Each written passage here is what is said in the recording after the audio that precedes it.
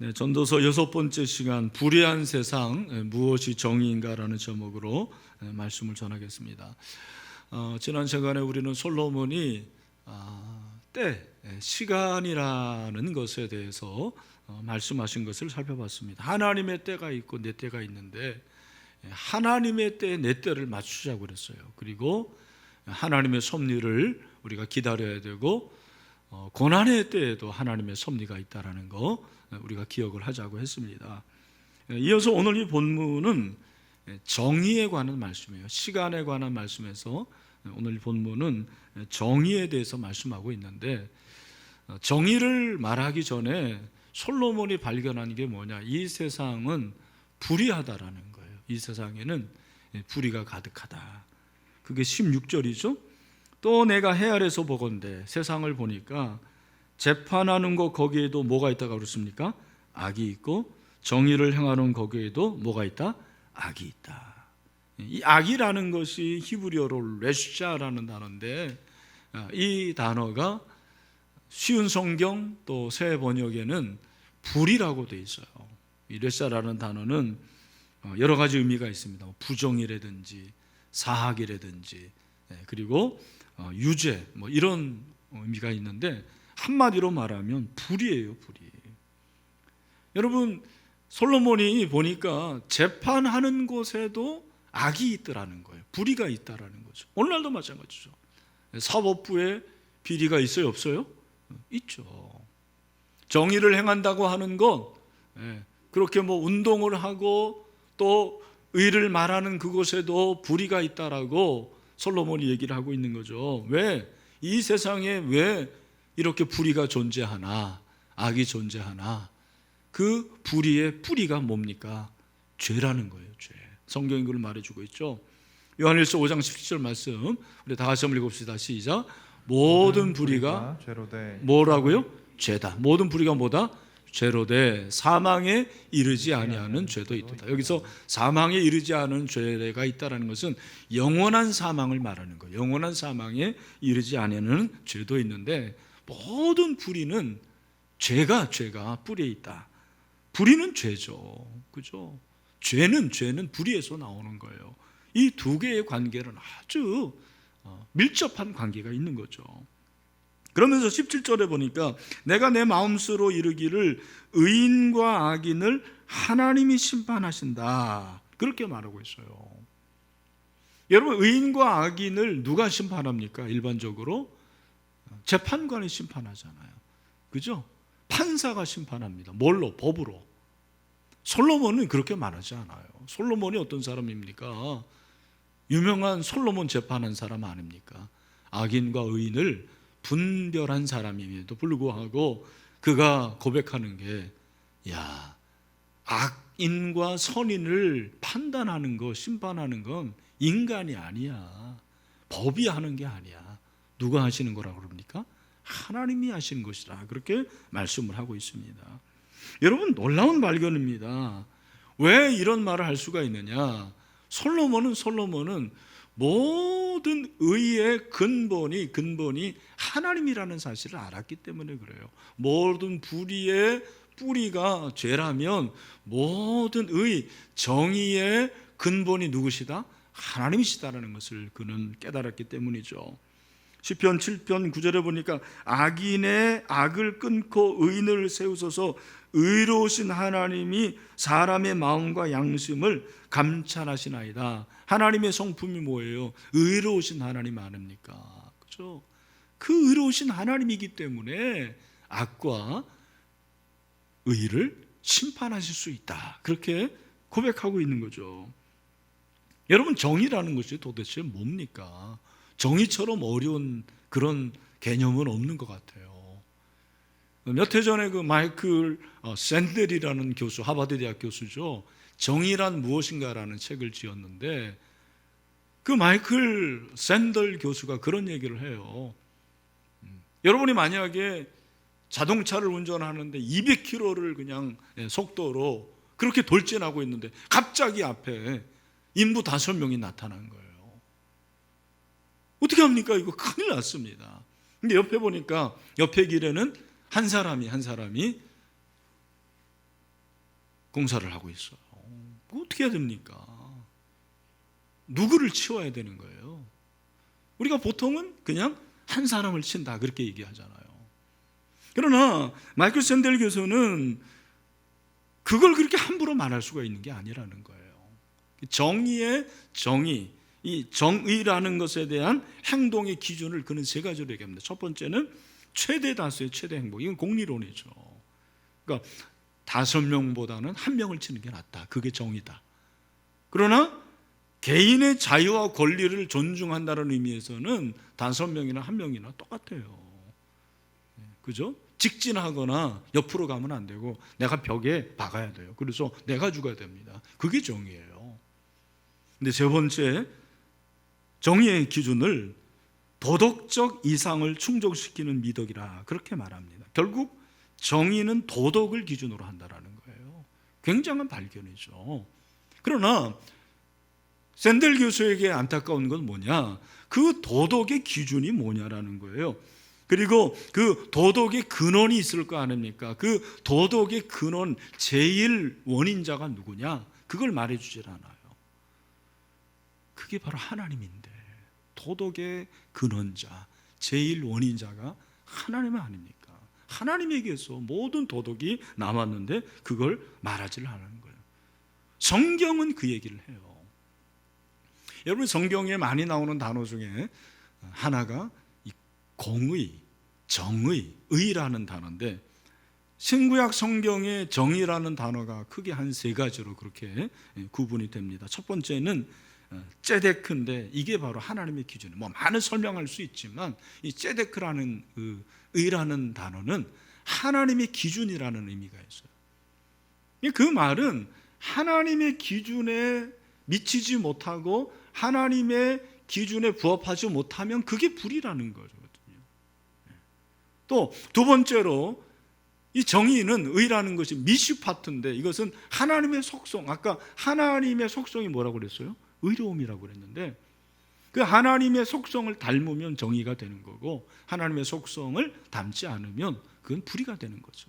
마지막으로 신약에서는 디카이오순의 하나님의 의죠. 이게 하나님의 의, 이것은 하나님과의 올바른 관계를 말하는 거예요.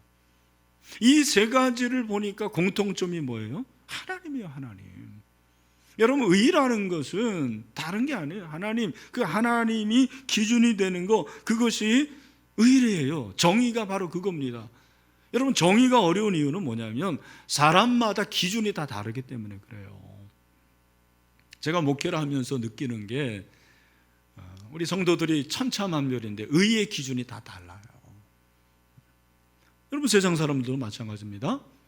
진보주의냐 그리고 보수주의냐 다 자기가 정의래요. 누가 정의입니까? 성장이 정의입니까? 분배가 정의입니까? 교회 안에서도 서로 싸울 때 다 정의래요. 자기가 옳다고 그래요. 그래서 하나님이 곤란해요.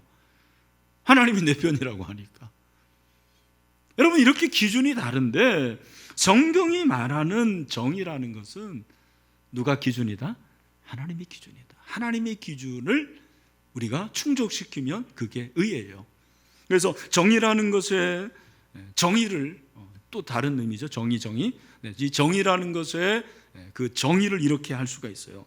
삶의 전 영역에서 하나님의 뜻에 일치하게 행하는 것은 그건 정의예요. 다시 한번, 삶의 전 영역에서 하나님의 뜻, 하나님의 기준에 일치하면 그거는 뭐가 된다고요? 정의가 되는 거예요. 그러나 하나님의 기준에 일치하지 않고 하나님의 기준에 모자르고 그리고 하나님의 기준에 더 넘치면 그거는 불의가 되는 거죠. 그러니까 하나님의 성품과 하나님의 그 기준은 정의의 가장 중요한 근본이 되는 거죠. 그래서 여러분들이 어떤 일을 할 때 내가 이게 정의로운가 정의롭지 않은가, 의로운가 의롭지 않은가는 뭘 물어봐야 돼요? 내가 지금 하려고 하는 게 하나님의 기준에 부합한가, 부합하지 않는가. 여러분들이 무슨 투자를 하고 여러분들이 어떤 일을 하고 사업을 하고 또 결혼을 하고 모든 일을 할 때 그걸 물어봐야 돼요. 하나님의 기준에 부합한 것인가. 그거 맞으면 그건 정의예요. 근데 맞지 않으면 그거는 불의가 되는 거죠. 여러분들이 그걸 아셔야 돼요. 그렇다면 이렇게 하나님의 그 기준에 일치하는 것이 정의인데, 그러면 정의롭게 살아가는 것은 무엇인가? 구체적으로 무엇인가를 오늘 저는 이 본문을 통해서 두 가지를 말씀드리고요. 첫 번째는 한번 따라합시다. 사랑하라. 어떻게 정의롭게 살아가야 되는 거예요? 사랑하는 것이 정의예요.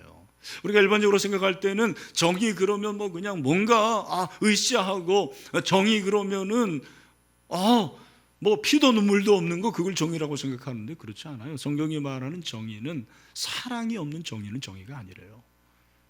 전혀 다른 거예요. 세상과 전혀 다른 거예요. 오늘 여러분 18절에 보니까 뭐라고 그랬습니까? 우리 다시 한번 읽어볼까요? 18절 말씀 시작. 내가 내 마음속으로 이르기를 인생들의 일에 대하여 하나님이 그들을 시험하시리니 그들이 자기가 짐승과 다름이 없는 줄을 깨닫게 하려 하심이라 하였노라. 아멘. 여기 보니까 시험하다라는 단어에 주목했는데, 시험하다라는 것은 금속을 도가니에 넣어가지고 막 가열하는 거예요. 그러면 불순물이 제거되잖아요. 이 연단이라고 그러잖아요. 하나님이 우리를 시험을 하시는데, 그 왜 시험하시냐? 그 연단을 통해서 깨닫는 게 뭐냐면, 내가 짐승과 별다를 게 없구나. 그 말은 내가 본능적으로 살고 나는 짐승처럼 그렇게 형편없다, 그걸 말하는 게 아닙니다. 여기서 중요한 것은 무엇이냐면, 나는 짐승처럼 그렇게 비천한 존재고 연약한 존재구나, 유약한 존재구나, 그걸 깨닫게 되는 거예요. 그럼 어떻게 되는 거예요? 짐승은 그걸 깨달아도 하나님에 대한 인식이 없기 때문에 하나님을 의존할 수가 없어요. 그런데 인간은 어떻습니까? 신자는 내가 내 자신의 연약함, 내 자신의 비천함, 내가 죄인이라는 걸 깨달으면 깨달을수록 누구를 의지하는 거예요? 하나님을 의지하는 거죠. 하나님을 내가 의존하는 거예요. 하나님과의 관계가 생겨요. 이 하나님과의 관계가 바로, 그것이 바로 사랑이죠. 사랑. 뿐만 아니라 나는 나 혼자만 사는 존재가 아니구나. 다음 주에 다시 한번 살펴보겠지만 나는 다른 사람과 관계를 맺어야 되는 거죠. 이것이 바로 이웃사랑이죠. 하나님 사랑, 이웃사랑. 이것이 하나님의 기준이고 하나님의 계명이에요. 이것이 하나님의 율법입니다. 여러분, 정의라는 것은 바로 그 법을 내가 아는 거예요. 그리고 사랑하는 것이죠. 아프리카 철학 개념에 이 우분투라는 개념이 있다고 하는데, 이 의미는 내가 존재하는 것은 우리가 존재하기 때문에 존재하고, 우리가 존재하는 것은 또 내가 존재하기 때문에 존재한다. 나와 우리와의 관계를 말하는 것입니다. 그죠? 이 관계가 바로 사랑입니다. 내가 어떤 행동을 할 때 제일 먼저 해야 될 것이 하나님의 기준이고, 그 다음에 여러분들이 정의롭다, 정의롭지 않은 것을 결정하는 건 뭐냐면, 내가 이게 사랑으로 하는 것인가, 사랑으로 행하는 것이 진정한 정의라는 거예요. 여러분, 이렇게 생각하면 우리가 어떤 일을 하는 데 있어서 행동의 기준이 굉장히 쉬워지는 거예요. 개인의 범주가 있지만 사회의 범주가 있는데, 그 사회의 범주가 바로 이웃사랑이죠. 우리가 개인적으로 하나님을 사랑하는 것도 있지만 사회적으로 다른 사람, 이웃을 사랑하는 거죠. 그게 정의라는 거예요. 오늘날 이 물질 만능주의, 소비주의, 상업주의, 개인주의, 이기주의 때문에 이 정의가 그야말로 그냥 완전히 내팽개진 거예요. 이 사랑이라는 정의가 완전히 뭉개졌습니다. 우리가 그걸 많이 보잖아요. 지난 주일에 너무 충격적인 소식을 우리는 접했습니다. 지방의 한 아파트에서 아래층에 있는 40대 남자가 갑자기 뛰어 올라가지고 50대 부부를 칼로 살해를 했습니다. 그리고 그 자녀들을 돌보기 위해서 온 그 친정 부모님을 또 중상을 입혔어요. 참 다행인 것은 그 두 딸은 방에 있어서 화를 면했습니다. 원인을 여러분 아시죠? 뭐죠? 층간소음이죠. 여러분, 아무리 층간소음이 대단할지라도 어떻게 이런 일이 일어날 수가 있습니까? 제가 댓글을 보니까 그런 얘기를 해요. 층간소음의 고충을 겪어보지 못한 사람은 말을 할 자격이 없다. 맞아요, 목사님. 목사님도 한번 층간소음 고생해 보세요. 얼마든지 그럴 수 있어요. 그게 정의예요. 자기의 정의입니다. 아래층에 있는 사람의 정의예요. 여러분, 위층에 있는 사람은, 그 부부는 치킨집을 운영했어요. 밤늦게까지 12시까지 일하고 집에 와서 그 기름때를 씻기 위해서 샤워하고 어쩔 수 없이 시끄러울 수밖에 없는 게 그게 정의입니다. 여러분, 누가 옳은 겁니까? 누가 옳은 거예요? 여러분, 누가 옳고 그름을 떠나서 가장 안타까운 건 뭐예요? 그들에게 없는 정의가 바로 사랑이었어요. 사랑이 없는 거죠. 왜 이웃 간의 정의가 사라졌을까? 교류가 없는 거죠. 관계가 없는 거죠. 사랑이 없는 것입니다. 여러분, 여러분의 이웃과 여러분 옆집에 있는 사람과 일면식이 있습니까? 인사를 나눕니까? 얼굴을 텄습니까? 속된 말로. 그렇게 하지도 않으면서 새생명 축제 무슨 VIP로 태신자로 그렇게 작정을 하고 오라고 합니까? 여러분, 이번 주에 자말 부탁입니다. 그 이웃에게 인사하세요. 먼저 인사하십시오. 그리고 명절 되면 선물이라도 보내고 맛있는 거 있으면 나누고, 그게 정의예요, 여러분. 하나님 나라의 정의가 사랑이라는 것입니다. 여러분, 법이 불의와 정의를 판단하는데 그 법이 율법인데, 그 율법이 십계명인데 십계명의 정신이 하나님 사랑, 이웃 사랑 아닙니까? 율법의 완성이 무엇입니까? 이웃 사랑이라고 성경은 말하고 있어요. 야고보서 2장 8절에 분명히 우리에게 말씀하고 있는 거죠. 다시 한번 크게 한번 온라인 레비들분들도 같이 한번 읽어봤으면 좋겠어요. 시작. 너희가 만일 성경에 기록된 대로 내 이웃 사랑하기를 내 몸과 같이 뭐를 사랑하기를요? 내 이웃 사랑하기를 누구처럼? 내 몸과 같이 하라 하신 어떤 법이래요? 최고의 법을 지키면 잘하는 것이거니와. 아멘. 여러분, 최고의 율법이 뭐냐? 최고의 법은 이웃사랑이라는 거죠. 여러분, 이웃에게 참아야 됩니다. 용납할 수 있어야 돼요. 그게 정의예요. 그들을 내가 정말 그리스도의 사랑으로 받아들일 수 있어야 되는 거죠. 그러다 보면 이웃 가운데 정말 어려운 사람들이 있어요. 사회적 약자들입니다. 정의는 사회적 약자를 무조건 사랑하는 거예요. 사회적 소외자들. 여러분, 그런 사람들을 세상은 천시 여깁니다. 그런 사람들 얼마나 소홀히 하고 막대합니까? 아니에요. 고아, 과부, 가난한 자, 소외된 자, 그들에게 사랑을 베푸는 것이, 그것이 정의라는 거예요. 여러분, 한국교회가 특별히 우리 신일교회처럼 이렇게 보수 교단이 못하는 게, 잘못하는 게 바로 이거예요. 개인 구원 잘합니다. 새정명 축제 전도하고 제자 훈련 잘 시킵니다. 하지만 우리가 못하는 게 바로 이 약자를 배려하는 거예요. 이건희 목사도 약하고 신일교회도 부족한 거예요. 정말 이웃 사랑을 실천해야 되는데 사랑하지 못하는 거죠. 사회 개혁이 무엇입니까? 저는 다른 거 아니라고 생각해요. 사랑이야, 사랑. 그게 정의예요. 저는 우리 신일교회 모든 성도들이 오늘 예배를 드리고 있는 저를 모두가 사랑으로 정의를 실현할 수 있는 그런 은혜가 있게 되기를 주님의 이름으로 축원합니다. 그것이 정의라는 거예요. 또 한 가지 정의가 뭐냐? 실천하는 거예요. 따라합시다. 실천하라. 실행해요, 실행. 정의는 실행해야 돼요. 정의는 실천하는 거예요. 말만 하면 안 돼요.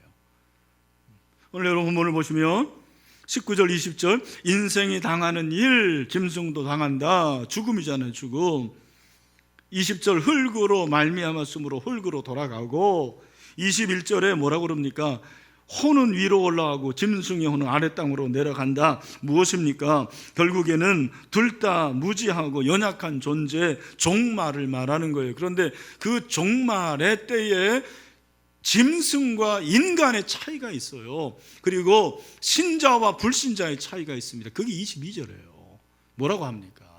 우리 22절 말씀 정신을 차려. 어려운 말씀이니까 같이 한번 읽어봅시다. 정신을 차려. 시작. 그러므로 나는 사람이 자기 일에 즐거워하는 것보다 더 나은 것이 없음을 보았나니 이는 그것이 그의 몫이기 때문이라.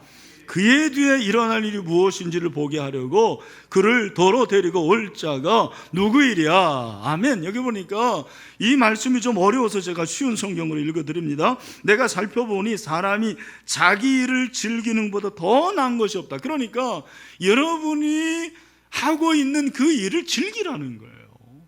최선을 다하라는 것이죠.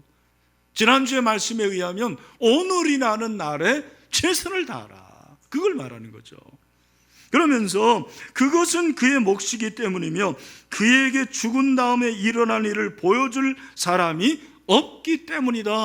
이 후반부가 좀 어려워요. 무슨 말입니까? 여러분 잘 들으십시오. 인간은 죽음 후의 일을 모르는 게 인간이에요. 그래서 죽음을 두려워하는 거예요. 짐승은 그런 인식이 없는데 인간은 죽음을 두려워해요. 죽음이 어떤 일이 일어날까? 여러분도 두렵죠. 근데 우리에게 복음이 임했습니다.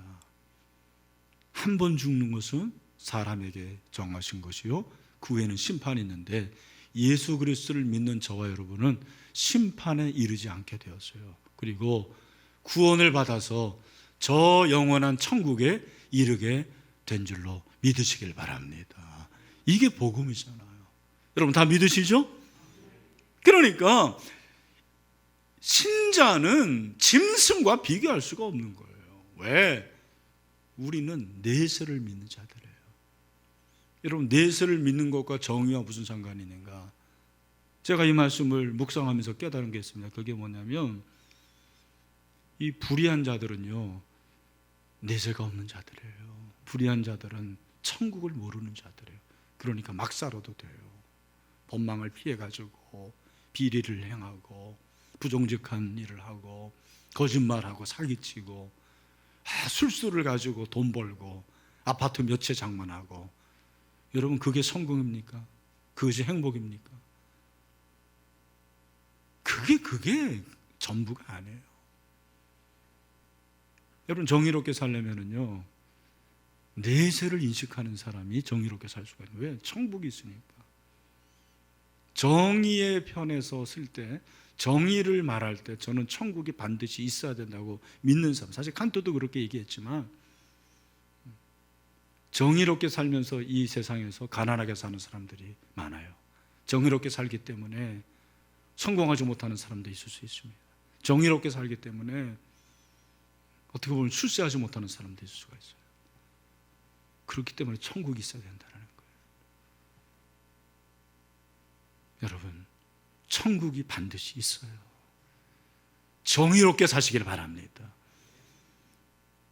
우리가 칭이 된 것은 의롭게 된 것을 말하는데 그 의롭게 된 것은 정의롭게 살라라는 말이에요. 사실은 이신 칭이 내가 믿음으로 의롭게 된 것은 그냥 의롭게 된 것으로 끝나는 게 아닙니다. 내가 의롭게 되기 때문에 정의롭게 살아야 되는 거예요. 정직하게 살아야 돼요. 믿는 자는 정직하게 살아야 되는 거예요. 그래서 미가서 6장 8절을 보니까 뭐라고 그래서 사람아 주께서 선한 것이 무엇임을 내게 보이셨나니. 네가 구원받았으니까 첫 번째가 뭐예요? 내게 구하시는 것이 오직 정의를 향하며, 오직 정의를 향하며. 첫 번째가 정의 행하는 거예요. 인자를 사랑하며. 그게 바로 사람 사랑하는 거잖아요. 제가 조막에게는 말씀드린 사랑하라, 겸손하게 내 하나님과 함께 행하는 것이 아니냐라고 말씀하고 있습니다. 신명기 6장 25절에 보니까 이스라엘 백성들이 가나안에 들어가기 전에 이걸 말씀하시는 거예요. 뭐라고 합니까? 우리 같이 한번 읽읍시다. 시작. 우리가 그 명령하신 대로 이 모든 명령을 우리 하나님 앞에서 삼가 어떻게 해요? 지키면 어떻게 해요? 지키면 그것이 곧 우리의 의로움이라 할지니라. 아멘. 실행이 의로움이에요. 실천이 의로움이에요. 말만 가지고 안 돼요. 왜 한국교회가 이렇게 공신력을 잃었습니까? 실행이 없어요. 실천이 없어요. 말만 번지를 합니다. 오늘 이 설교를 준비하는 것이 굉장히 힘들었습니다. 왜냐하면 정의라는 개념이 사람마다 다 달라요. 시대마다 다르고 공동체마다 달라요. 그리고 정말 어려운 것은 정의를 행하는 게 어렵기 때문이라고 생각을 했습니다. 불의한 세상에서 정의롭게 사는 것이 얼마나 어려운지 모릅니다. 불의한 세상에서 정의롭게 살려면 가난을 각오해야 돼요, 사실은. 불의한 세상에 정의롭게 살려면은요, 욕먹을 각오를 해야 돼요. 저는 그렇게 생각합니다. 불의한 세상에 정의롭게 살려면 어쩌면 출세도 포기할 수도 있어요. 다 그러라는 말은 아닙니다. 근데 그 정의를 생명처럼 여기는 거예요.